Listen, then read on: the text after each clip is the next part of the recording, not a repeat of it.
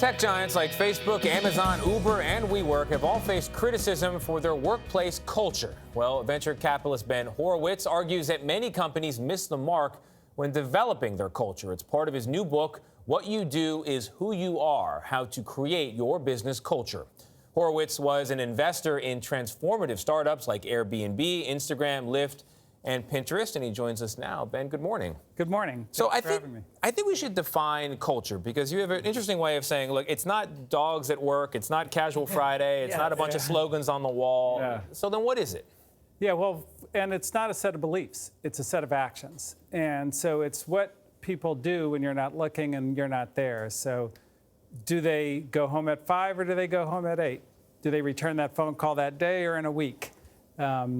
You know, when they do a partnership, do they focus on the partnership itself or on the price? And these kinds of things are your culture, and they're very hard to measure. And you can't just put them in a performance review because you don't even know if they did them. Yeah. And you said there's a difference between culture and perks at work. And sometimes people get it confused, and you have to have big buy-in from the CEO, whoever she is, you say. Yes. Yeah. I like that note, yeah.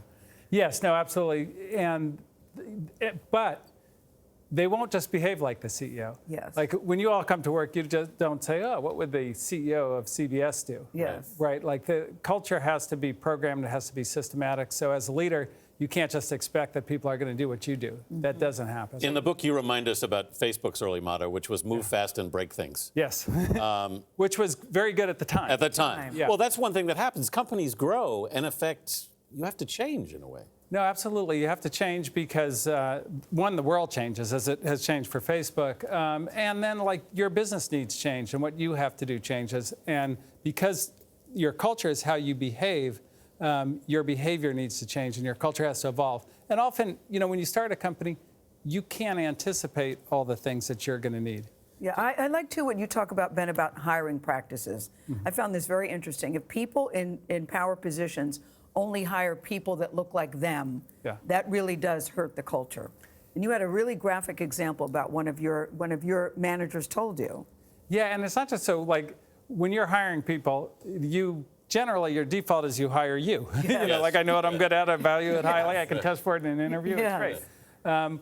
But then you don't see people have talent that you don't have. And the thing that really drove this home for me is I had an organization with all women in it. And I asked the manager, I'm like, what is it about your job criteria where no men can get the job? I was just trying to understand it. And she said, helpfulness.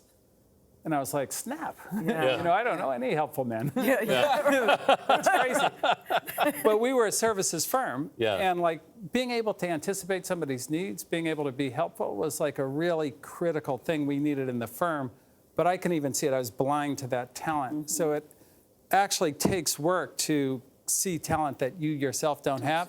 Yeah. But it's a huge competitive advantage if you can do it. Yeah. And I think people default to, when they get into diversity and inclusion, they go, well, I'll just look at the exterior. Oh, that's a woman. That's African American. But that doesn't get what you want, and it also corrupts the culture because now you're making race and gender the criteria as opposed to seeing the talent. Mm-hmm. There are big questions right now and criticisms and calls for big tech overall to be regulated. Elizabeth Warren is calling for a breakup of many of the big name tech companies.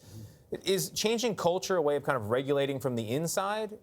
Well, I think so. I mean, you know, and it gets into more complex things, but I think people often misinterpret kind of, and you all see this a lot, kind of good versus evil. Like, that's a good person, versus, you know, like humans against the gods. It's a systems problem. We're all battling this system that we've created, and it's very complicated, and it's hard to understand what the consequences are.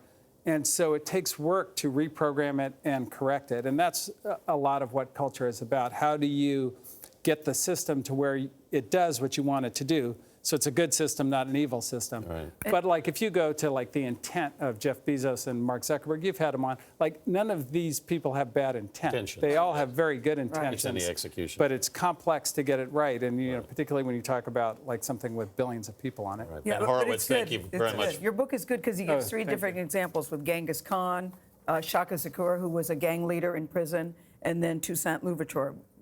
Cultures that worked.